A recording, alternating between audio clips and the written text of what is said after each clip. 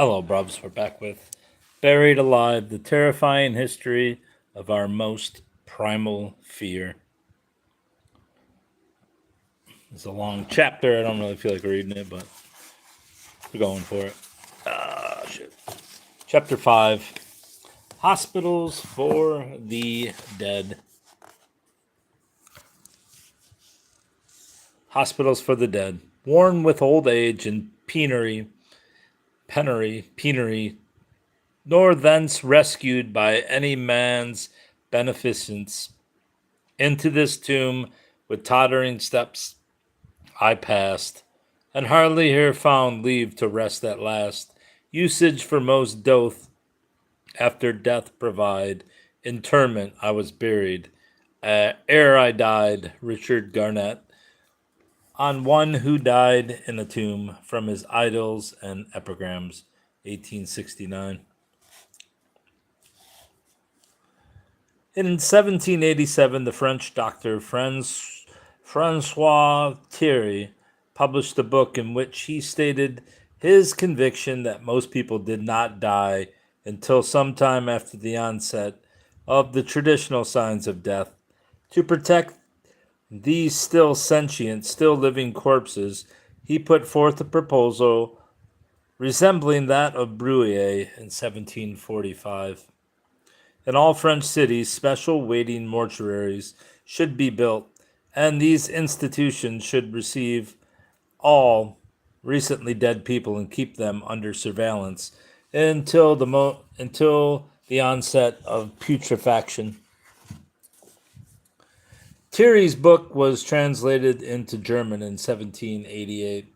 That same year, the Austrian physician Johann Peter Frank published the fourth installment of his influential multi-volume work on social and forensic medicine, in which the current debate about apparent death was thoroughly reviewed.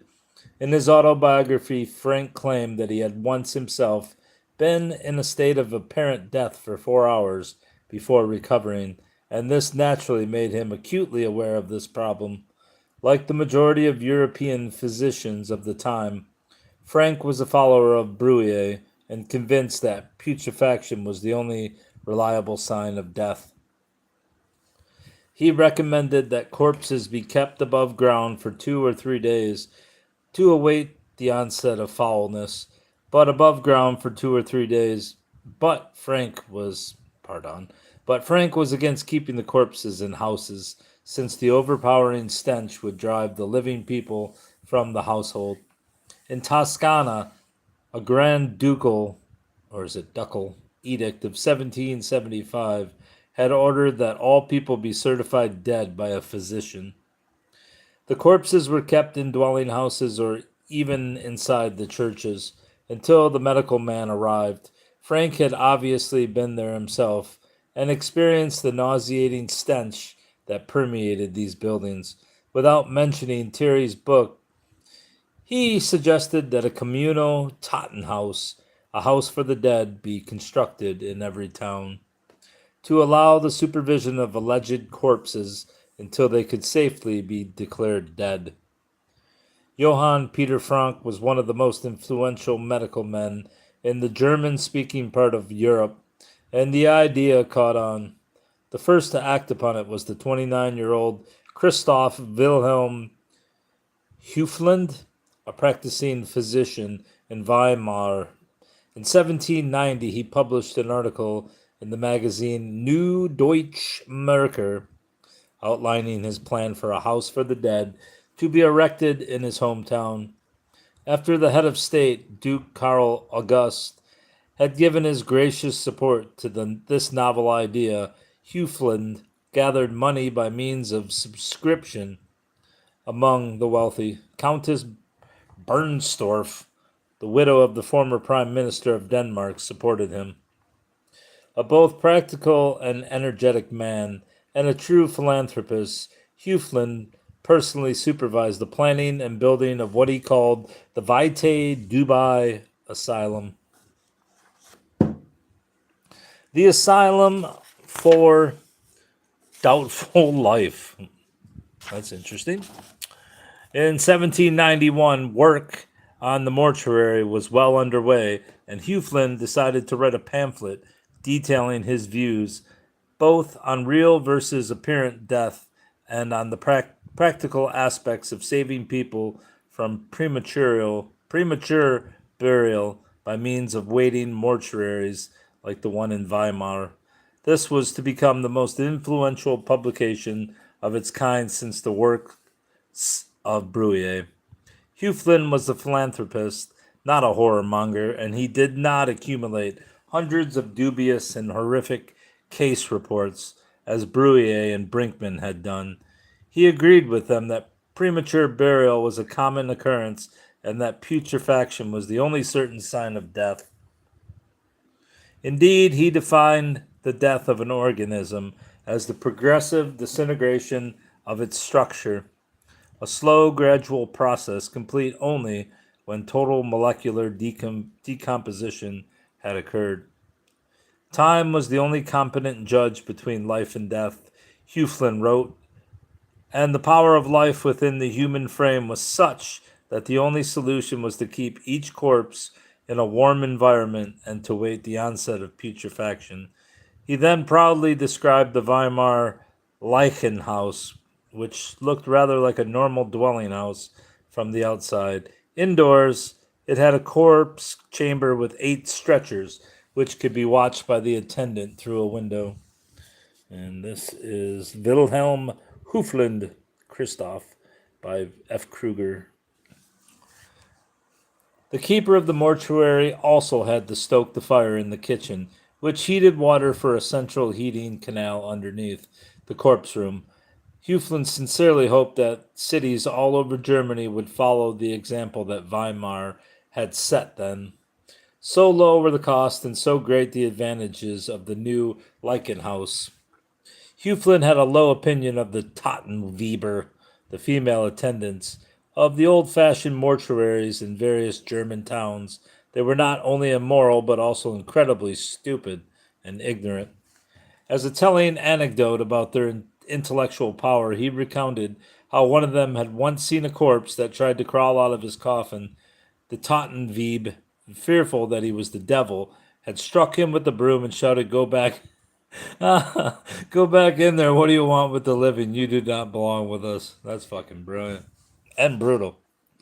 What's this? The plate from Huflin's book showing the design for his Vitae Dubai Asylum, the first waiting mortuary, which was built in 1792. I've got to notate that one. That's brilliant. Instead of these superstitious old crones, Huflin wanted to establish a corps of young, well-educated men with all their senses intact, who should be employed as keepers of the Leichenhauser that should be erected all over Germany. He had no suggestion how they should be enticed to take up such a loathsome profession, however.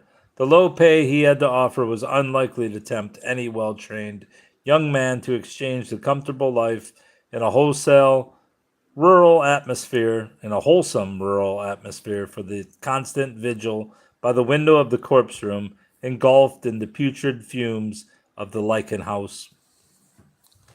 After Huflin's pamphlet had been published, there were calls for waiting mortuaries to be constructed in many cities throughout the German states. The outcome of these calls depended on whether the graphic descriptions of the horrors of premature interment in the proposals could appeal to the philanthropic zeal of the German burghers and overcome their natural reluctance to spend.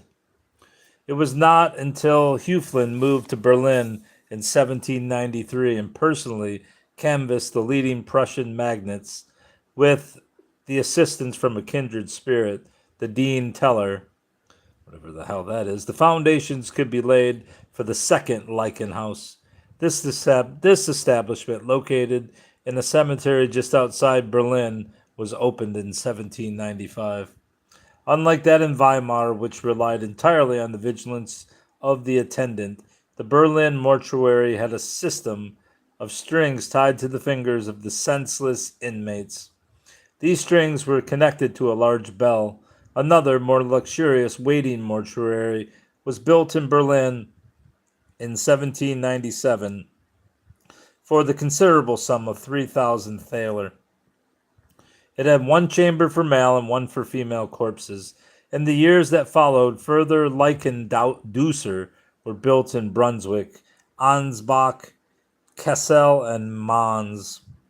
The most luxurious to date was erected in Munich in 1808.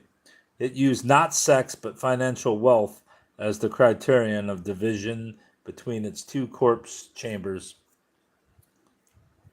It cost just 2 gulden for a corpse to be admitted to the common section, but 5 times as much to enter the luxury section of the mortuary.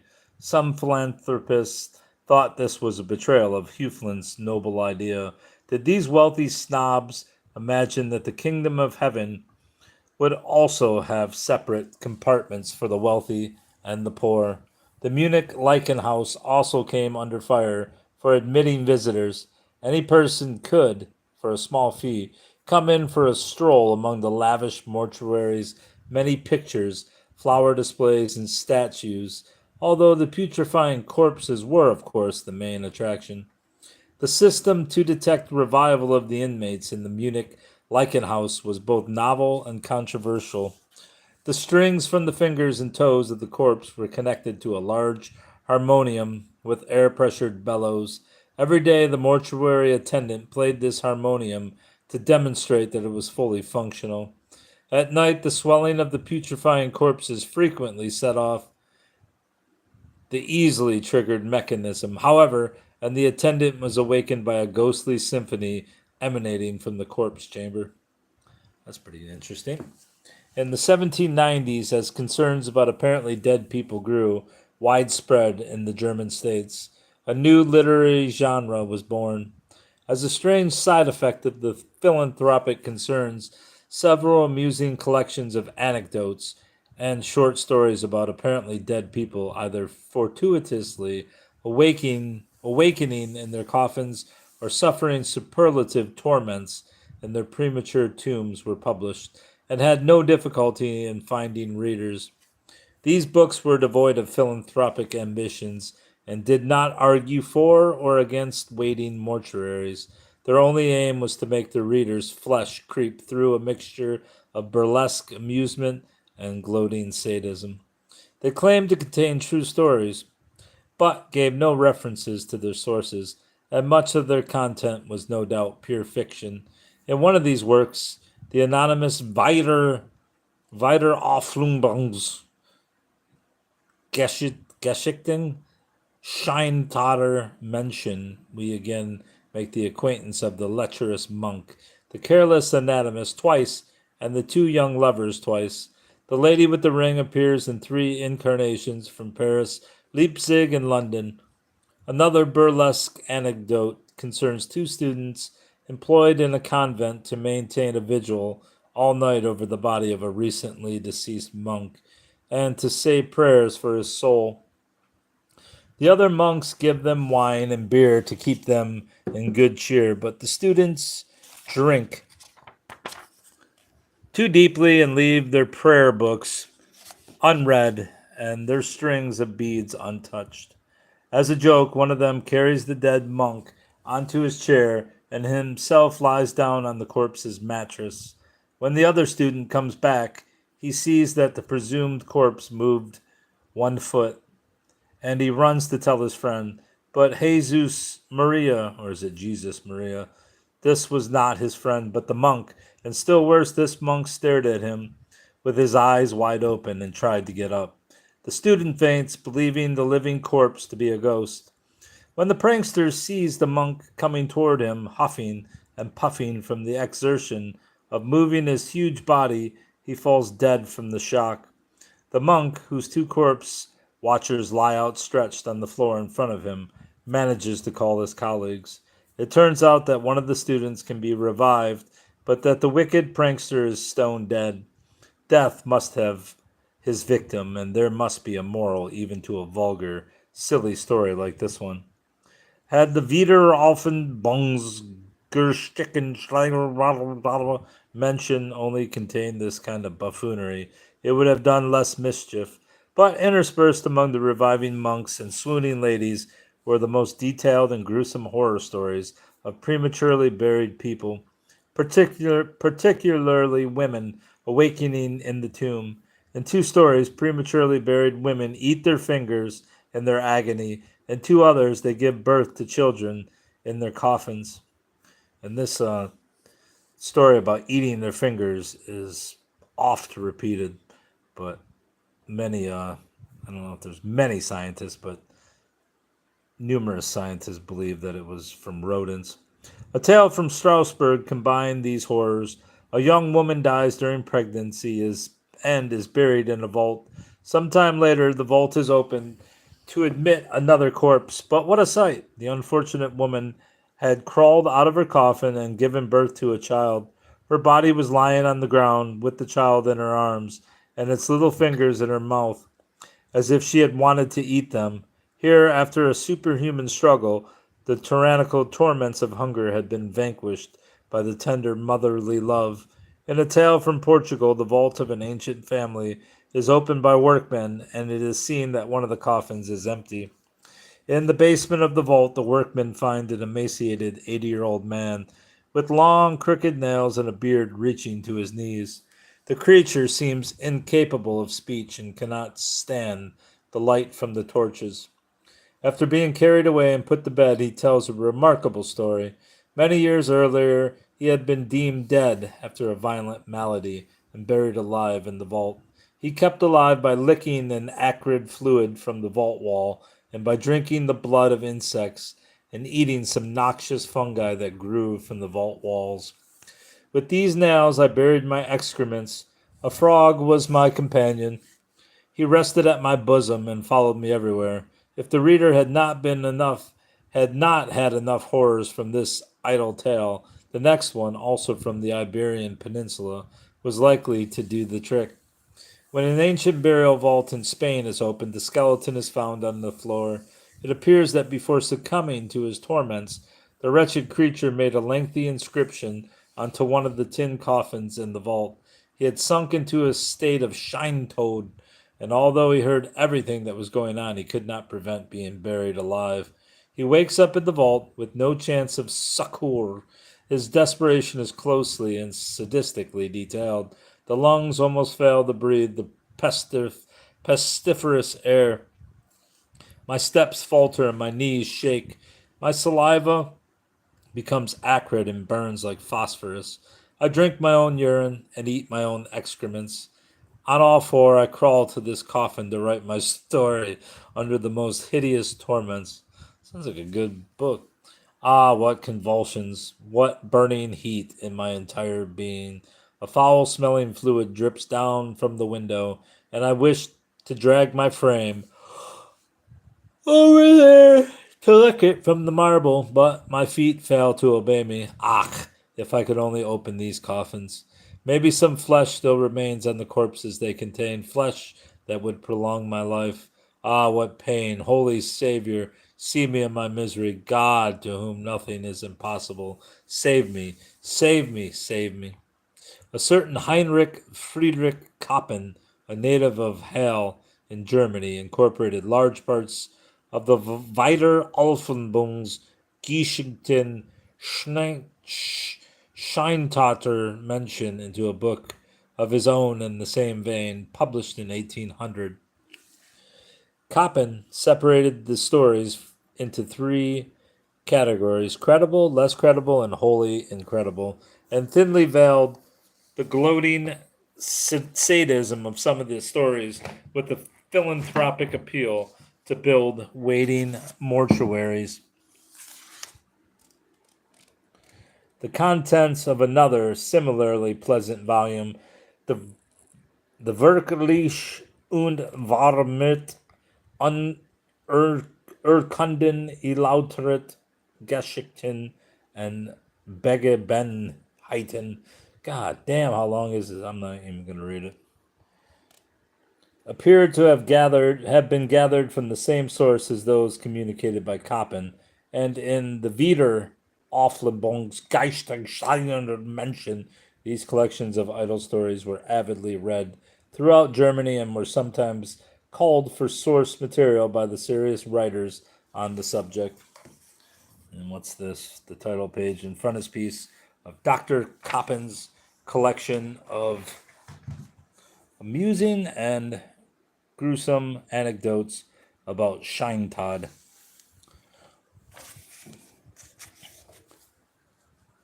In 1808, Christopher Wilhelm Höflin summarized the situation 17. Sorry, I'm taking off my sock. After his original appeal in a new book entitled Der Scheintod, which was intended to be a complete encyclopedia for those interested in this subject. Höflin suggested that a particular state of deep unconsciousness, the Scheintod or death trance, always precluded real death. The Scheintod was indistinguishable from real death and could last for days or even weeks, like the hibernation of an animal, although the apparently dead person seemed to lack arterial pulsations, muscular reflexes, and respiratory movements. The death trance was not always fatal, though through vigorous resuscitation, the individual's life could still be saved, pardon. The onset of putrefaction was the only way of determining the death trance from real death. It seems that strange trance-like states of this kind really existed at the time, and that they were more common than today. The victims were usually younger women. Their perception was typically unimpaired, enabling them to hear and understand what was happening, although they were powerless to move or cry out, even if they were put in a coffin and prepared for burial. Sometimes quite trivial matters aroused them from the trance. According to one of Bruyère's stories, repeated by Höflin, one apparently dead lady woke up from her trance after hearing the voice of a childhood friend. Another after a lutist played one of her favorite melodies. M. Chevalier, a Paris surgeon known as a great piquet player, was aroused from a deep trance, diagnosed by some as death after one of his friends called out the piquet commands quint courante point. Höflin received an even more remarkable case from his colleague, Dr. Kammerer.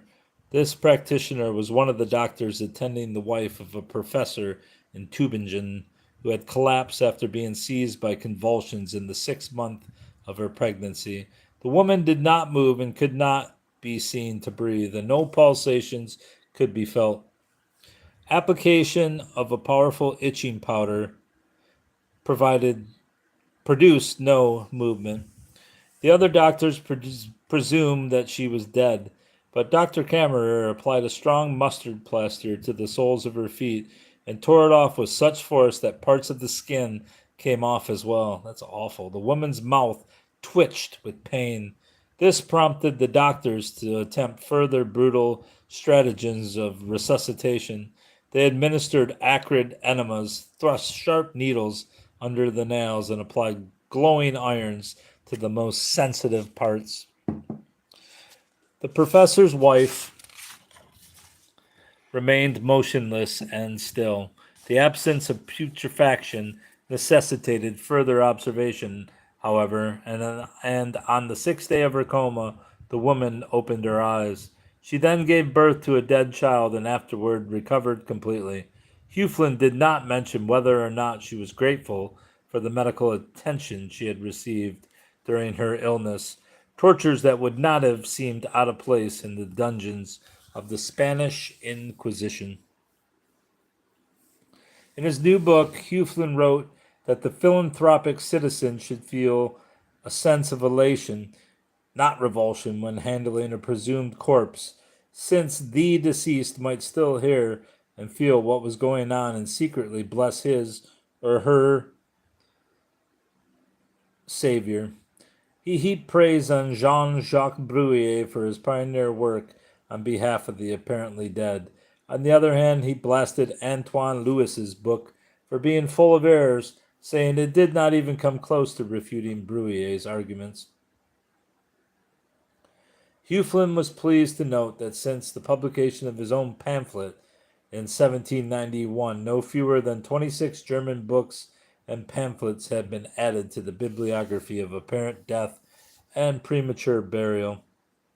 Indeed, the problem was given more attention than almost any other medical topic of the time.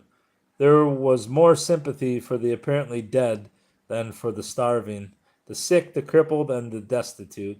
All over Germany, mealy mouthed and sanctimonious clergymen, inventors, and philanthropists grasped their pens to defend the helpless victims of apparent death. They drew up grandiose schemes for huge waiting mortuaries manned by armies of watchmen, and invented the most strange and impractical security coffins for use as a safeguard against premature burial. The vast majority of these writers agreed with Hufelin that putrefaction was the only certain sign of death and that waiting mortuaries were needed. In glowing terms, they praised his philanthropic efforts for the benefit of the apparently dead. At this time, there flourished a culture of sensibility and an awareness of those less fortunate in life. In England, prostitutes were put in homes for unfortunates, beggars taken off the streets, and humane societies supported. In Germany, the philanthropists concentrated on the greatest misfortune of all, that of being buried alive. When a certain Pastor Wolf delivered an eloquent sermon on apparent death and waiting mortuaries in Brunswick in 1792, there were ecstatic scenes as he was congratulated by people rushing forward to donate money for a lichen house. It is apparent that an almost religious fervor came over the Germans who devoted their efforts to saving the helpless victims of the death trance. The predicament of the still sentient but senseless and paralyzed person who could not prevent that he or she was shrouded, put in a coffin, and buried seems to have affected many educated people very strongly. As hinted by the pamphlets quoted earlier, this perverted zeal for philanthropy was not unaffected by darker undercurrents of necrophilia and sadism. What? The first sign of dissent from Hufelin's views was a pamphlet by a Dr. Johann Daniel Metzger, published in 1792. Metzger did not deny that apparent death was a serious medical problem, but objected that the deceased should be kept in their own homes rather than among the mephitic fumes of the lichen house. He himself would almost rather be buried alive than awaken among the putrid corpses in what he called Hufelin's House of Horrors. In his new book, the philanthropic Hufelin magnanimously reviewed Metzger's erroneous opinions, adding that few later writers had agreed with him. Hufelin was more concerned with another, more ribald publication issued in Prague by a certain von Müller, entitled How Prematurely Buried People Can Easily and Conveniently Be Helped Out of Their Graves. This pamphlet attempted to make fun of the contemporary obsession with apparent death. It is a breath of fresh air compared with the repetitive, sanctimonious books on the subject, and provides much needed evidence that at least one German writer on the subject had a sense of humor. In this tongue-in-cheek pamphlet, Herr von Müller suggested that all corpses be put in coffins with lids made of glass, and that a strong hammer be placed in their hands. These coffins should not be buried, but kept in large vaults under the churchyard. Upon awakening from his death trance, the individual could easily smash his way out of the coffin and dispose of the glass door to the vault in a similar manner. Before emerging to greet the watchmen patrolling this model cemetery, Hufelin wrote that he had wept, not laughed, when reading this funny pamphlet. He ended his review by asking the forgiveness of his readers for acquainting them with this sorry attempt to deride and debase the noble and philanthropic Lichen House movement. Hufelin intended Der Scheintod for a wider readership, and probably feared that the lengthy sections on reviving drowned people and the reviews of other publications on apparent death would scare lay readers away. He decided to spice it up with various horror stories, some fetched from the Winder Offelbungsgeschichten Scheintochter Menschen, and others from an even more dubious source, a collection of ghost stories called Waginger's New Gespenster. Hoof, Hoofland's original Leichenhaus in Weimar had been strictly utilitarian. His asylum for doubtful life was like a dwelling house for the dead, with the necessary equipment to supervise and resuscitate them. But already in 1796, the architect Jakob Atzel had proposed that the waiting mortuaries be regarded as important sacral monuments, just like a church or a mausoleum. The mortuaries of Ansbach and Munich were constructed along these lines, but even more ornate. In particular, the German Leichenhaus architects favored the style of the Italian architect Andrea Palladio and his Villa Rotonda. Some of their hospitals for the dead were built in marble and had grand columns and ornate facades and cupolas.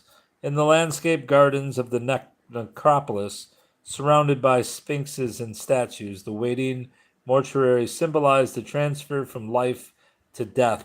The exit from the temple of sleep led to the world of the dead. The most luxurious of the newer waiting mortuaries was opened in Frankfurt am Main in 1828. Built from a design by the architect Johann Michael Voigt, it had two wards of 23 beds each, one for male and one for female corpses. The lifeless patients had their hands and feet connected to an intricate system of strings, leading to a clearly sounding bell.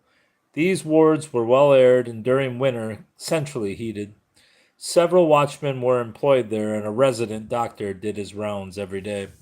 There was a kitchen for the watchmen, a boiler room, a bathroom, and a resuscitation room, well equipped with surgical equipments or instruments and a complete pharmacy. Wish you could tell if anybody was ever revived.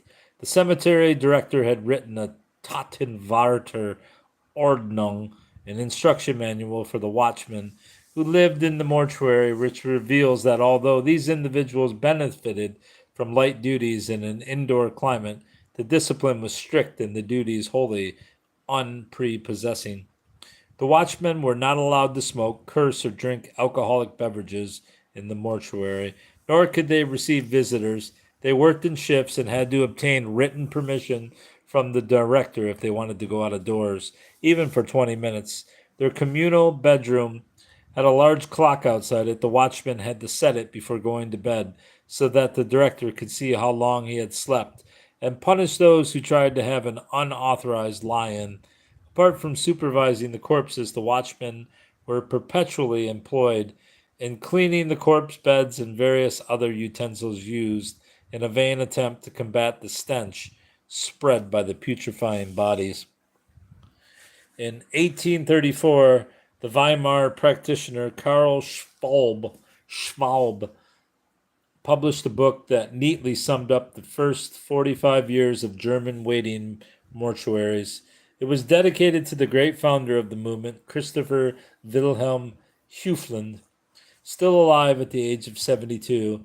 His old Leichenhaus in Weimar had been destroyed by marauding French troops during the Napoleonic Wars, but a new one had been built in 1824 at the considerable cost of 2,500 thaler. This new Weimar waiting mortuary was considered a model of its kind, and Schwalb took care to explain its workings thoroughly, hoping that this would lead to the erection of similar buildings abroad. He took, or his book has three excellent plates of the equipment. The corpse beds, strings, and bells were similar to those used in Frankfurt, although Schwalb was otherwise unimpressed by the calls from aesthetes and architects that the waiting mortuaries be considered parts of sacral architecture. The German Leichenhauser were were Huflin's legacy to the people, he wrote, and his original plan for their construction should be adhered to as far as possible. Dr. Schwab treated Dr. Schwab treaded lightly when describing the actual decomposition of the corpses in the warm, fetid room of the Lichen House, except to point out that early burial was necessary for poor people whose corpses were swarming with all kinds of vermin. Dr. L. Aug Krauss supported this notion, pointing out that in cases of the dreaded lousy disease in which the sufferer was literally eaten alive by insects living in tumors under the skin, very early burial was necessary in order to prevent contagion. Dr. Krauss also suggested that every person be autopsied at the Lichen House before burial, both for the sake of medical science and to make sure that no one awoke in the grave. In 1834, an elaborate warning system with strings connecting the fingers and toes of every inmate to an advanced clockwork made by the watchmaker Herr Zachary was constructed for the Leipzig Leichenhaus at the order of the chief physician, Dr. Claris. But already during Huflin's lifetime, there were ominous signs that all was not well with the Leichenhaus movement. Although doctors like Schwab and Krauss and architects like Atzel and Voigt were still enthusiastic, the German clergy, who, as we saw, had been instrumental in supporting Huflin in the 1790s, gradually lost faith in the waiting mortuaries. This loss is likely to have been due to a combination of two independent factors. First, it must have been evident to the most enthusiastic philanthropists that these waiting mortuaries were smelly, unpleasant buildings, and more than one person must have considered it an abomination that polluted his churchyard. Second, there were calls from medical writers that a grand scheme of waiting mortuaries in every German town be financed by the church, and this is likely to have dampened the enthusiasm of the senior clerics concerned. Among the ordinary people, there was also a widespread feeling that the Leichenhauser had outstayed their welcome. Unaffected by the horror stories of premature burial that still circulated in newspapers and popular pamphlets, they resolutely refused to give up their dead and bring them to these foul-smelling hospitals for the dead. Let's see what we got here. The exterior of the second Weimar waiting mortuary and the design for its corpse beds, strings, and bells, two plates from Dr. Karl Schwab's Das Leichenhaus in Weimar, Leipzig, 1834. It is interesting to note that a waiting mortuary alarm clock, or Rettungswecker, rather resembling the one in Schwab's illustration, is still kept in the Bestattungsmuseum, a funeral museum in Vienna. According to a museum visitor, it has a loud, particularly airy sound. The same museum also boasts a Hirschstick Messer, a knife designed to stab the presumed corpses in the heart to make sure they were really dead before burial. That's crazy. Anyway, back to the book. In 1830, Professor Karl Ludwig Kloss of Breslau wrote that during the 29 years that the Lichen House in that town had been operational, only 19 corpses, all of well-to-do citizens, had been admitted for supervision within its walls. In Freiburg, and probably in other German cities as well, there were rumors among the lower classes that the Lichen House was a bluff and that the corpses brought there were clandestinely used for medical experimentation. In 1842, only one of the 6 waiting mortuaries in Berlin remained in use because of a lack of patients. A visiting French doctor wrote that less than one corpse a week was admitted to the Soul Lichen House in the Prussian capital.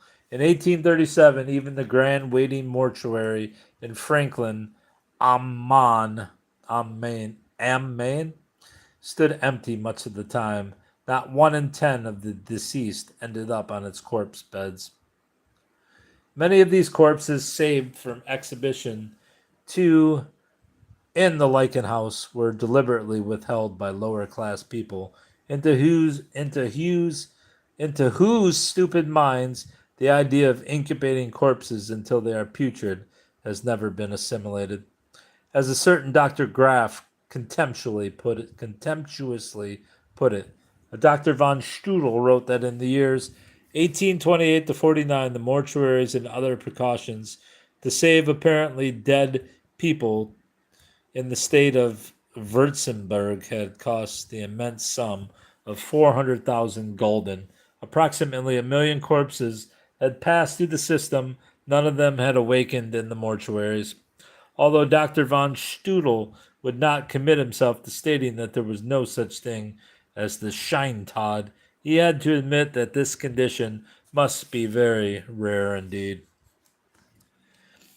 By the mid 19th century, many of the smaller German waiting mortuaries had either been pulled down or converted to other uses.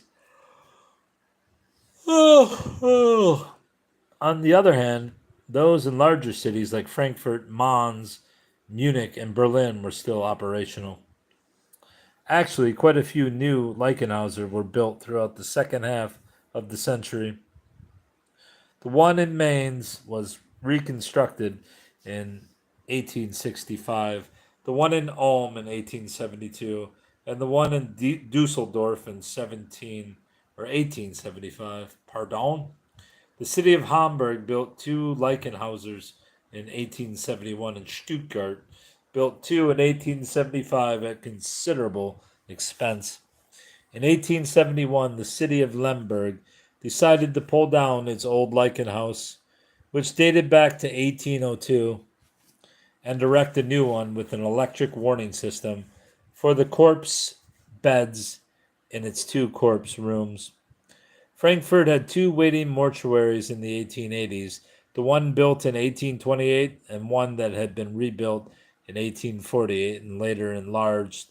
This latter establishment boasted a monumental facade and was particularly impressive. The design was a novel one.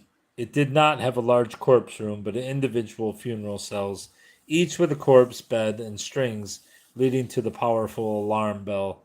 This allowed for much needed improvements in ventilation, as well as privacy for the dead.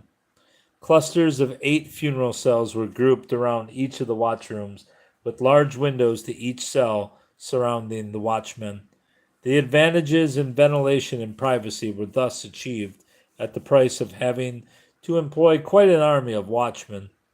This did not mean that the working conditions of these wretched watchmen had improved in any way, however. In order to make unauthorized naps more difficult, the watchroom had no bed, table, or chair, and a crank handle had to be turned every half hour to keep a powerful alarm from going off that would announce this neglect of duty. A visiting Frenchman considered the construction of the Frankfurt waiting mortuary to be by far the best he had seen during his tour of the German Leichenhauser. He contrasted this clean, well-manned hospital with the charnel house's atmosphere of the Mainz waiting mortuary, where overripe, bloated corpses were lying about in the large corpse room. In spite of the superior construction of the Frankfurt Leichenhaus, it was difficult to persuade people to deposit their dead there. In 1865, a French writer was appalled to learn that only 100 corpses were admitted each year. The large, well-staffed mortuary was built for a far greater number. There was a fearful cholera epidemic in 1869, however, and the civic authorities actually made it obligatory for every corpse to be taken to the Leichenhaus before burial. This system was kept up after the cholera epidemic had abated, in spite of objections from the burghers who did not want the corpses of their dead relatives to be taken away from them, and the poor who dreaded that anatomists would take liberties with the corpses. By the 1880s, it had become generally accepted that every dead body should be supervised for signs of life at the waiting mortuary before it could be buried. This was also the case in Munich, where several Leichenhauser, one of them reserved for those of the Jewish faith, were operational as late as the 1880s and 1890s. A French author tells us that in the 1880s, Munich had 6 waiting mortuaries, which were obligatory but not particularly popular among the citizens. This is a funeral cell from the Frankfurt am Main Leichenhaus. The northern mortuary was particularly impressive, with its 3 rows of 20 ornate wooden corpse head beds, on which the inmates rested on slabs supplied with a zinc trench filled with an antiseptic solution. The head was raised and put on a cushion. The hands were crossed upon the breast and one finger inserted into a ring tied to a string, communicating with the central alarm bells. There was a room for the rich and a room for the poor. The former had the more elegant and profuse floral tributes. During the either 48 or 72 hours each body was kept in this hospital for the dead, they were supervised by the mortuary attendant, whose humble, narrow cell had windows on all sides, so that he could not for a moment escape the sight and smell of his silent patients. Every hour this wretched individual had to make a round to inspect all the corpses. He was not allowed to leave the mortuary, even for a moment, and during the night he was often awakened by a strident peal from the powerful alarm bell, since the least movement of the putrefying corpses set the mechanism in motion. Let's see what this says.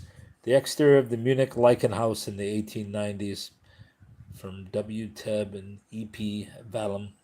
Several accounts state that the waiting mortuaries of Munich and Frankfurt were actually open to visitors. Either the civic authorities found the entrance fees a welcome contribution to the considerable costs of upkeep for these vast mortuaries, or they hoped that foreign tourists would be so impressed with these effective modern establishments that they would plant the seed of Hufeland's great work in foreign ground. The mortuaries were part of the sightseeing spots of these towns, and the foreigners who saw them did not go away unimpressed, although the prevailing sentiment was that of horror and disgust rather than of admiration. On a visit to Frankfurt, the British author Wilkie Collins was so impressed by the ghoulish hospital for the dead that he later made it the location for one of his horror novels. An American journalist who had visited the Munich mortuary wrote that he would never be able to forget the sight of the long rows of bodies dressed in their wedding finery, with the wires attached to their hands and feet, or the anxious faces of the watchmen looking in through the windows. He ended his article with these words: I pity the stranger who dies within the gates of Munich.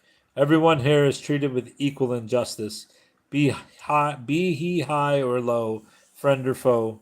In the early 1880s, Samuel Langhorne Clemens, better known as Mark Twain, visited one of the 2 mortuaries still operating in Munich. It impressed him strongly, and his description should be quoted verbatim. It was a grisly place, this spacious room. There were 36 corpses of adults in sight, stretched on their backs on slightly slanted boards, in 3 long rows, all of them with wax-white, rigid faces, and all of them wrapped in white shrouds. Along the sides of the room were deep alcoves, like bay windows, and in each of these lay several marbled, visaged babes, utterly hidden and buried under banks of fresh flowers, all but their faces and crossed hands. Around a finger of each of these 50 still forms, both great and small, was a ring, and from the ring a wire led to the ceiling, and thence to a bell in a watchroom yonder, where day and night a watchman always sits alert and ready to spring to the aid of any of that pallid company who, walked out of death, shall make a movement for any, even the slightest movement will twitch the wire and ring that fearful bell. I imagine myself a death sentinel, drowsing there alone. Does it say drowsing? Drowsing there alone, far in the dragging watches of some wailing, gusty night, and having in a twinkling all my body stricken to quivering jelly by the sudden clamor of that awful summons.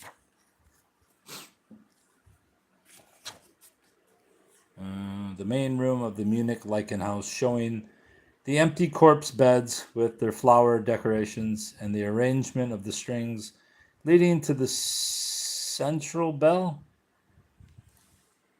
I don't see any corpses.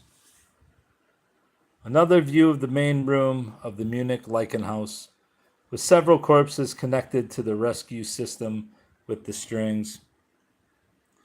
The strong-smelling flowers have the dual role of making the stench of the putrefying corpses and of adding a decorative element to what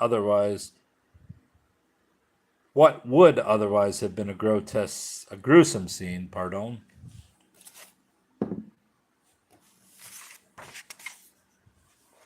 How many more pages is this?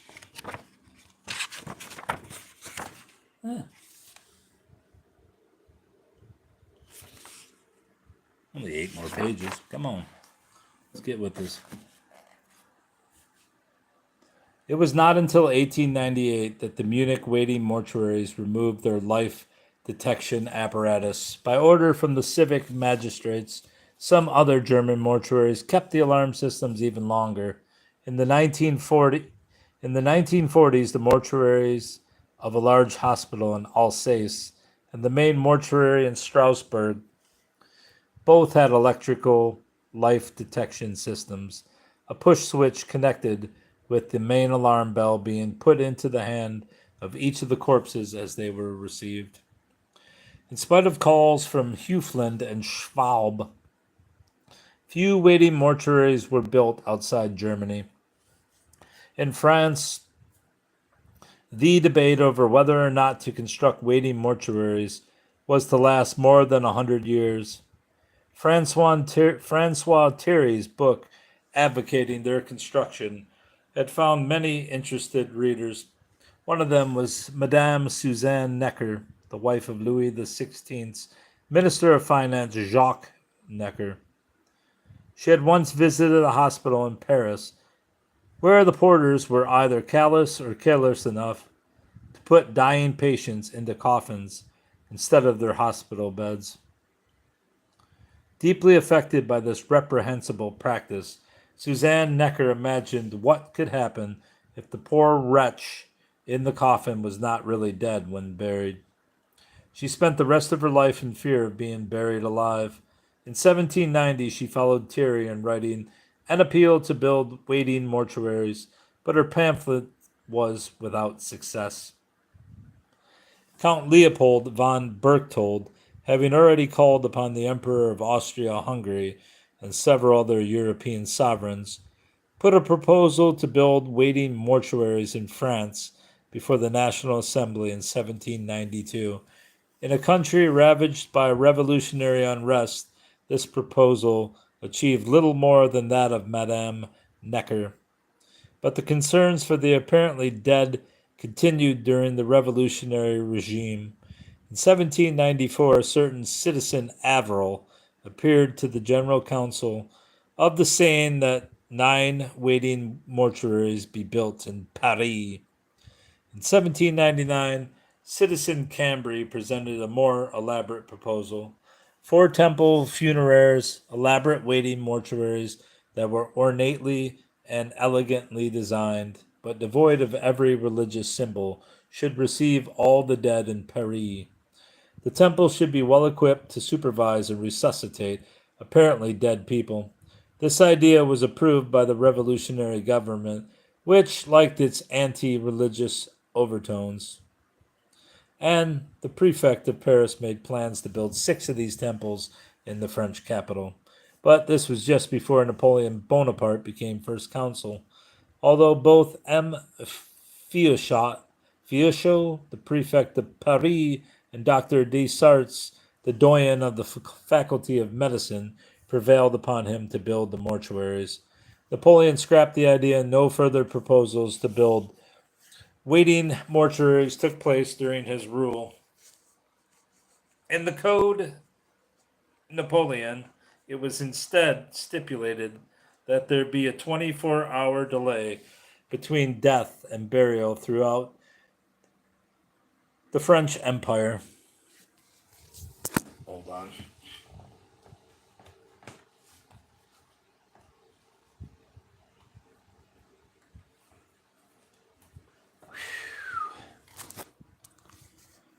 In Denmark, there was a good deal of agitation. All right, come on, get back on. In Denmark, there was a good deal of agitation for the construction of a waiting mortuary after Hufeland's original appeal. In 1793, using the argument that was necessary in Weimar and Brunswick was also necessary in Scandinavia, the clergyman D.C. Bastholm called for a waiting mortuary in Copenhagen. It should be built as a model of Hufeland's original building, and to save money, the 2 watchmen should work 12-hour shifts around the clock. Parson Bastholm hoped that a public subscription would pay for the erection of this first Danish lichen house. He rather ominously added that the person who was guilty of the sin of betting more money at cards than it took to subscribe to the mortuary could hope for no sympathy if he or she awoke in a narrow coffin underground. But in spite of this sinister clergyman's appeal, it was not until 1808 that a waiting mortuary was built. At the Assistens Cemetery of Copenhagen, it was equipped with corpse beds, strings, and bells, and an attendant who blew a trumpet next to the unprotected heirs of his charges to make sure they were not shamming death. This mortuary was used until about 1850, but the life detection system was scrapped at a much earlier date. Proposals to build further waiting mortuaries in Denmark and Sweden were not acted upon. In Austria-Hungary, Hufeland's appeal had been widely noted. The first to act upon it was the physician Adalbert Zarda, who had a small waiting mortuary built in Prague in 1797. There is evidence that both Vienna and some smaller cities had waiting mortuaries in the 1830s. In 1860, after an appeal by the pediatrician Franz Hugel, a new waiting mortuary was built at the Zentralfriedhof in Vienna. It was still operational in 1874 and probably even longer. It had one large corpse room full of corpse beds, rather like a hospital ward. The Vienna Lichen House was ultra-modern, even compared with the leading German mortuaries, and its corpse beds were equipped with electric contacts and bells of recent manufacture. The corpse hall of the waiting mortuary connected the Vienna Zentralfriedhof in 1874 from the Illustrators Wiener Extrablatt of October 8th, 1874.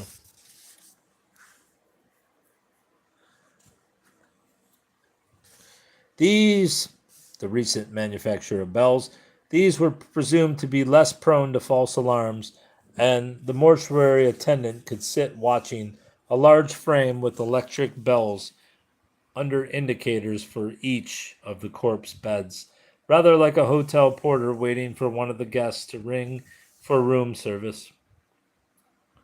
There was a smaller corpse chamber for suicides which conspicuously lacked the electrical warning system. In Italy, there were several appeals in various cities to build waiting mortuaries, but nothing came of them. Nor was any mortuary of this kind ever built in Spain. According to one account, a waiting mortuary existed in Lisbon in 1812, but was stated to have been a short lived venture prompted by some epidemic of contagious disease rather than by fear of premature burial. The 1840s saw a great upsurge in fear of premature burial in Lisbon. One account noted that riots in the streets erupted when demands for waiting mortuaries were not met, and the minister Costa Cabral had to resign as a result of this uproar. A Dutch pamphlet published in 1837 claims that in addition to numerous German cities, Paris, Lisbon, and Copenhagen had waiting mortuaries at this time. The appeals of Hufeland and Schwalbe also reached Belgium and the Netherlands.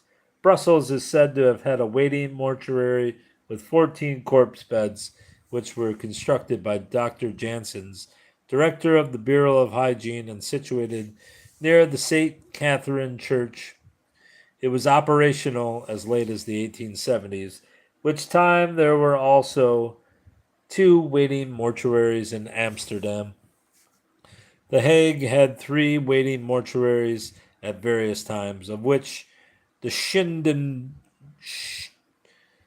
the I can't say it, the Schindendoiden house for the apparently dead in the Algemeen Begraafplaats was the grandest, constructed in 1829 to 31, or was the grandest. Constructed in 1829 to 31, this elegant building was obviously inspired by the German notions about sepulchral architecture in the style of Palladio. It had a life detection apparatus with bells and strings, which was used for only a very limited period of time, however. The Shingen Dodenhaus served as an ordinary mortuary for many years and was recently restored and altered to become an office building. Its exterior has not been greatly changed since the 1830s, and it may well be the most unique survivor of its particular kind of sepulchral architecture. Some of the old German Leichenhauser were still standing well into the 20th century, although converted to chapels or ordinary mortuaries. The one in Worms was destroyed in 1945, and the one in Speyer was intact as late as 1959. There is a very curious note in a German journal about a waiting mortuary in New York that was supposed to be active in the 1820s. The American mortuary pioneers used an unspecified life detection apparatus with the astounding result that out of 1,200 corpses, 6 came back to life. The same article claims that a Dutch waiting mortuary had a similarly high frequency of apparent death. Out of 1,000 patients, 5 revived, thus making the incidence of Scheintod 0.5% in both populations. This story is likely to have been one of many canards spread by the German pro-mortuary propagandists, who for their agitation were not above using false arguments and invented horror stories about the tortures of live burial. There exists no other record of any waiting mortuary in the United States. That was curious. That was curious. Wonder if it was because there's not allowed to have. Why the fuck did it end?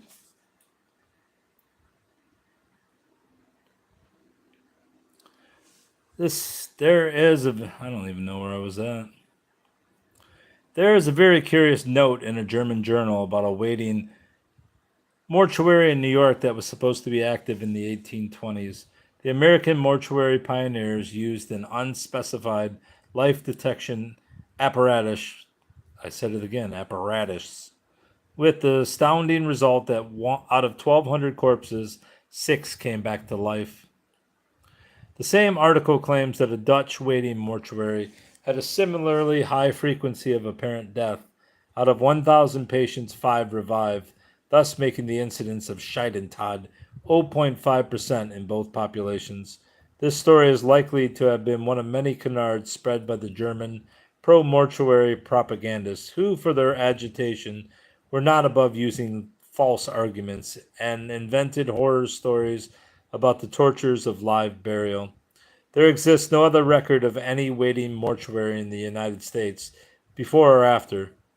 In Britain, appeals to build waiting mortuaries were made at various times, but a combination of parsimony, hygiene, and xenophobia worked against the idea taking root in British soil. The medical profession stood united to condemn the continental fear of premature burial and agreed that these filthy foreign inventions should not be admitted into England's green and pleasant land. The annals of the German waiting mortuaries are a damned chapter of history. Few people outside Germany know anything about these extraordinary establishments. Even German writers on the subject concentrate on architectural and social aspects and avoid the central questions. Why were these bizarre hospitals for the dead built? Why were they maintained for a period of more than 100 years? Did they ever serve any purpose? The first question is relatively easy to answer. The other two are more complex. Christopher Wilhelm Höflin was already a highly respected physician in the 1790s, and respect eventually turned into veneration. Hugh personified the idea of a philanthropic, scholarly physician, and many of his ideas gained considerable prominence. To make a proposal to build waiting mortuaries realistic, a strong medical opinion that putrefaction was the only certain sign of death was required. In the 1790s, that was the case in France, and in the German states, less so in Holland and Scandinavia, and not at all in Britain. Second, the authors of that proposal had to persuade the authorities to finance the building program. This was possible in many German states because of Höflin's influence, diplomatic skill, and good relations with clerical leaders. France did not have such an influential figure to head a campaign.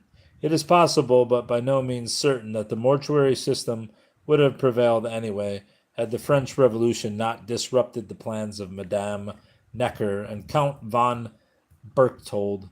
Toward the mid 1800s, Höflin's stature was such that every time any German doctor or clergyman was bold enough to question the utility of the Leichenhauser, outraged colleagues reminded them that the mortuaries were Höflin's Erbe, the legacy of Höflin, and that any criticism of the mortuaries was the same as questioning the authority of the great man himself.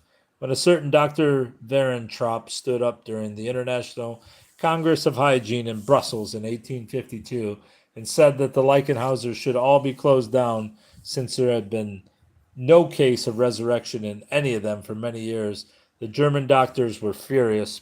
Höflin had quite a few disciples, and well past the mid 19th century, the majority of the German medical profession still adhered to the old negativist dogma that putrefaction was the only certain sign of death.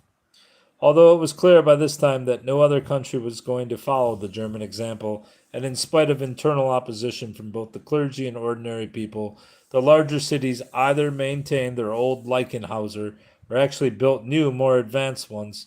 This was probably due to a combination of conservatism and medical uncertainty.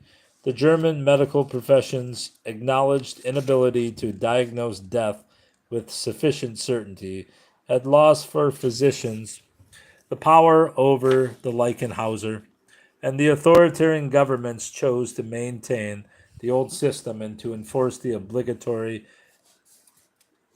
deposition of corpses in the waiting mortuaries.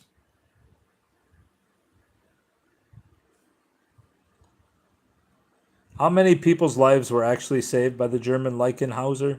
In 1843, the French anti premature burial activist Leon Normand claimed that a Berlin apothecary had told him that in 2.5 years, 10 people had revived in the Berlin waiting mortuary. But this story turned out to be a complete invention. A German writer claimed that by 1847, no apparently dead person had been discovered at any German Leichenhaus, and no one brought up evidence to the contrary. The Frenchman Jules Antoine Joset, who was actually trying to build a case for the construction of waiting mortuaries in France in 1845, visited the mortuaries of Frankfurt, Sachsenhausen, Mons, and Munich, or is it Mainz? He could conclude only that in the preceding 23 years, these institutions had supervised more than 46,500 corpses without a single detection of apparent death. Nor could another French anti premature burial campaigner active in the 1860s find any evidence of people's having revived in the German Leichenhauser. In the 1890s, the French anti premature burial propagandist B. Gobert wrote to the Munich and Frankfurt authorities to find out whether any people had returned to life in their mortuary establishments. Herr Erhardt, the burgomaster of Munich, replied that several people had been Leichenhaus, although he did not give any details. Herr Schmidt, the director of the Frankfurt Leichenhaus, responded that in 1840 the corpse of a girl had been kept in the mortuary at least 9 days, owing to the absence of putrefaction. The vigil had not ended until the corpse burst open, indeed almost exploded, in front of the grieving parents. If it had been the Leichenhaus director's intention to demonstrate the utility of his establishment to his French correspondent, his letter fell badly short of the mark. If this dismal tale was at all representative of what happened within the walls of his establishment, it offered instead a good argument for closing it down. At about the same time, the Englishman William Tebb made a similar inquiry. The only thing he came up with was the following story. In the Munich Leichenhaus, a little girl had once revived, having been discovered sitting on the corpse bed, playing with the white roses used in the floral decorations. When the child's mother arrived at the Leichenhaus and saw her child alive, the joy was so overwhelming that she fell dead on the spot. The story does not tell whether her lifeless body was lifted onto the same corpse bed recently vacated by her daughter, but this does not matter. It has been demonstrated that the story was a complete fabrication by some unscrupulous journalist. It is clear that the ultimate decision in the 1890s to remove the alarm systems from many waiting mortuaries rested on the reality that for many years not a single case of apparent death had been detected in any German Leichenhaus. And that's the end of chapter 5. Are you bored? You shouldn't be. Bye, bros.